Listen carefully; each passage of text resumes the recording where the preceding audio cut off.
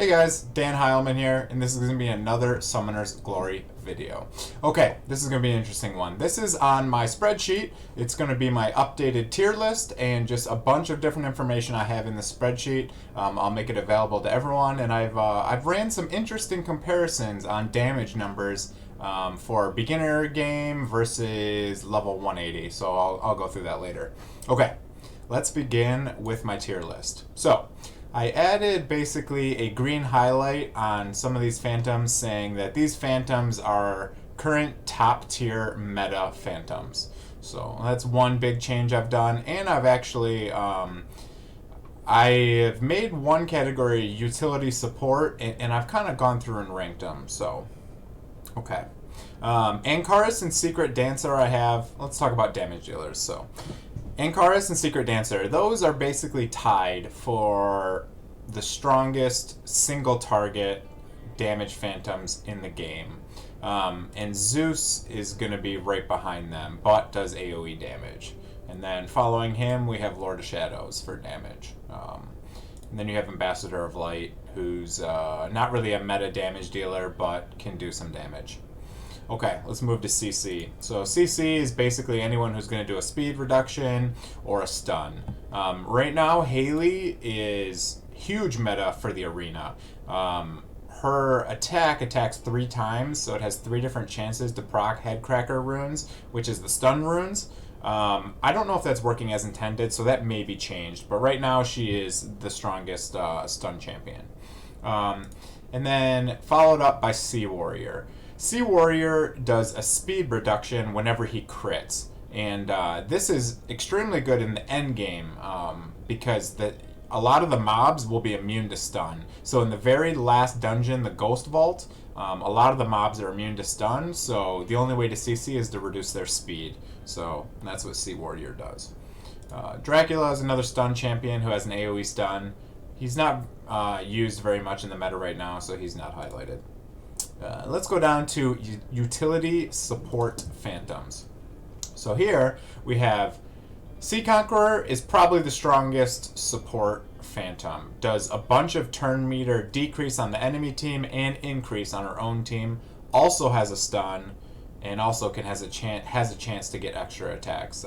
One time in the arena, she did her attack bar reduce ability, and then I got 3 extra turns, and I was able to use it twice before anyone even got a turn because my Sea Conqueror is the fastest, so very good. Number 2 I have on the list is Goddess Zoe.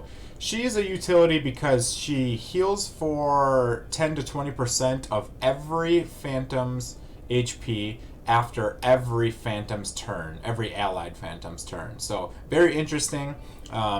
Does a decent amount of healing and also hits very good. Hits very hard. So let's continue on. Dracula Eye is another one that you'll see people using in the current top tier meta. Is an attack bar reduction phantom. So has 2 abilities that reduce attack bar. So very good at that. And then you'll have a couple here. Jester, Merlin, Astral Clock. There's some interesting information about Merlin I'll go through later. So let's move on to the healer and resurrector category. Puppeteer is the only one who's currently used in the top tier meta. She has a AoE defense break that's a very nice ability, and she also has an attack bar reduction on her A1 as well as a resurrect, and no other phantoms have a resurrect in this game right now. Then we have Lunar Goddess and Tiara. Lunar Goddess is a healer, has attack bar, increase for the whole team, and Tiara is a debuff remover for your team. She's one of the only ones, so she's just on there as a very niche. You could use her in the beginning if she's one of the only phantoms you pull, so she's decent. And then I have this list right here of all the phantoms that I would just keep. Phantoms will be rebalanced in the future here, so you definitely want to keep these because these ones are very difficult to get. Along with this list, there is Goddess Zoe, very difficult to get, and Ankaris, very difficult to get. So just keep that in mind. You definitely want to keep those if you pull them. Let's go through some of the other things in this in the spreadsheet I have here. So let me just move it so I'm kind of out of the way and not blocking the screen here. Okay, so let's begin.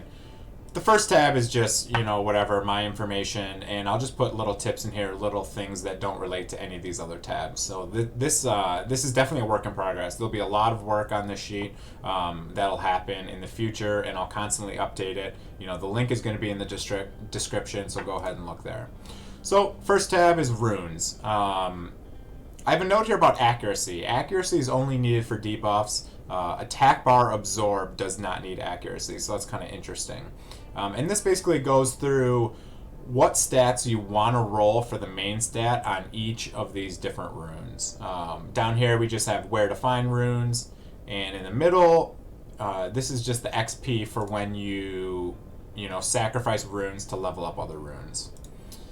Next one is kind of some guidelines for leveling and evoing. We also have a chart here that shows the level max for each evo, and then basically what it takes to get each evo all the way here.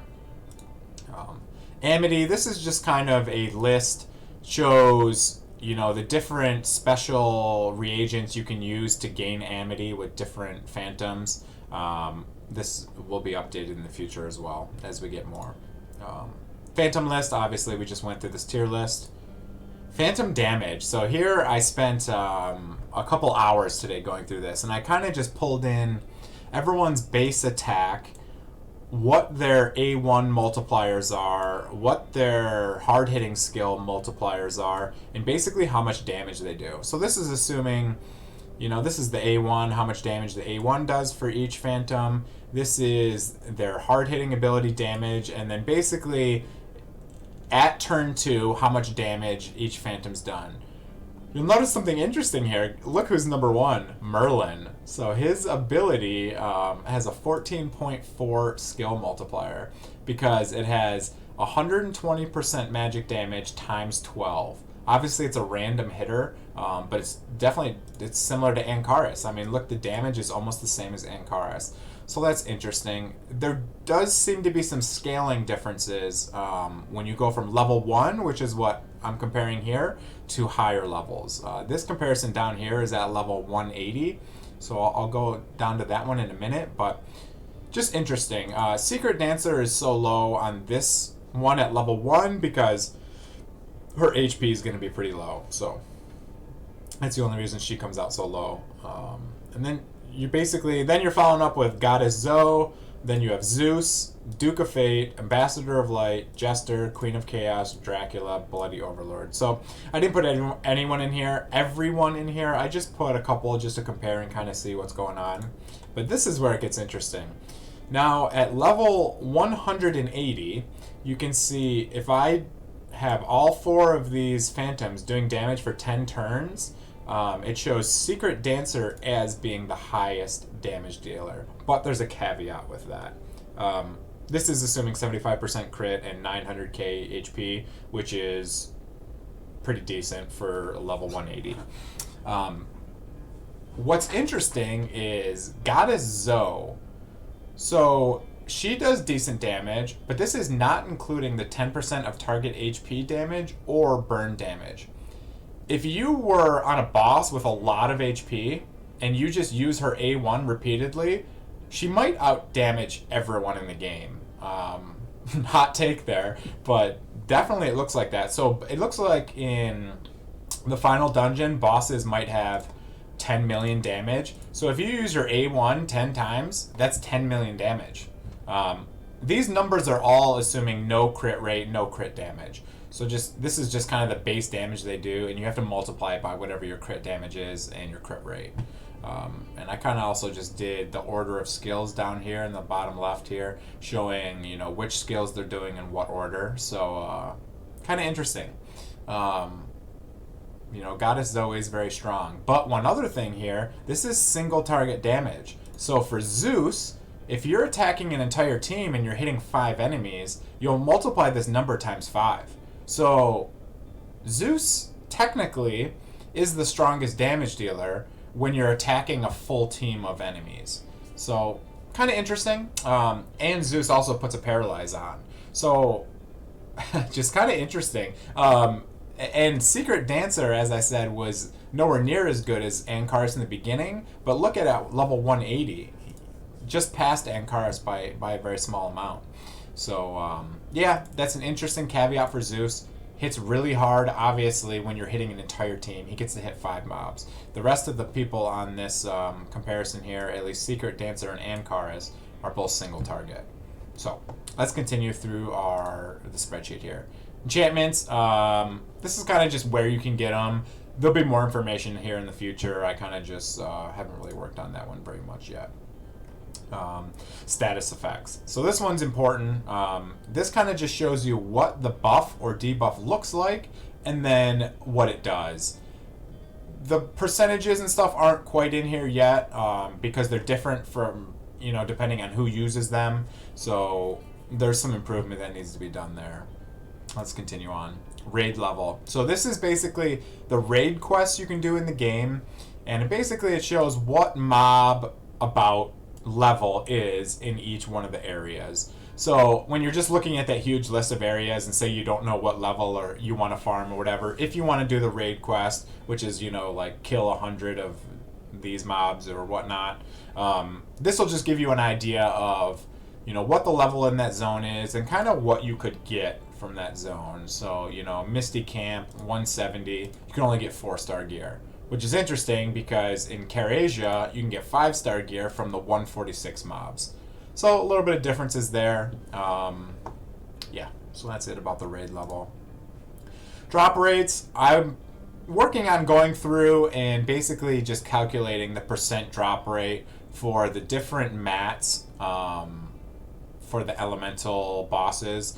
So you see level 1, level 2, level 6, level 8, and you can see how many runs I've done, so how much data is in here. So just kind of interesting. I would like to expand this and do runes as well. What percentage you get legendary runes, what percentage you get from each type of rune. So that'll be added there in the future. This is daily content, just the things that I do every day. Yeah, simple page there. Treasure map. Okay, so this tab right here is basically going through what all the different maps look like so that when you do the treasure map and it shows you one, you know where to go. So that one's self-explanatory. Just a screenshot of every single mini map showing each zone. So okay, let's go to the equipment page. This one basically is just going to show you which star level you can get in each zone, in each team instance or just instance. And it kind of goes through the interesting comparison that, a 4-star epic piece is actually worse than a 3-star legendary piece. The stats are identical, but the extra stats you get more for legendary than epic. And it goes through all the way down. So same thing here, a 4-star blue piece is better than a 5-star green piece. So it's just I just wanted to throw this in here just because some people aren't aware of that. Gold. Okay, so this one is basically just a little comparison I did. I was curious, which areas will give you the best value. And it's definitely Rich Goblins, 140 with the boost. Obviously is going to give you, 16,000 gold per 1 vigor, which is very high. I started putting some of the purchase packs here and what they're good for. And the daily pack for $1 is able to get you a lot. It's able to get you, 2.4 million gold per dollar spent. So if you're looking for that, and that's assuming that you go do Rich Goblin 140. So yeah, that's just a comparison about gold, and then this I just use for random information here that I use for myself. So okay, That's everything I have in my entire spreadsheet here, along with my updated Phantom tier list and an interesting damaging comparison I ran today. So just wanted to share that with everyone here, and I hope you guys enjoyed the video. Please take a minute, go down, hit that subscribe button, hit that like button. It helps out my channel immensely, and I would greatly appreciate it. So, all right, have a great day, everyone. See ya.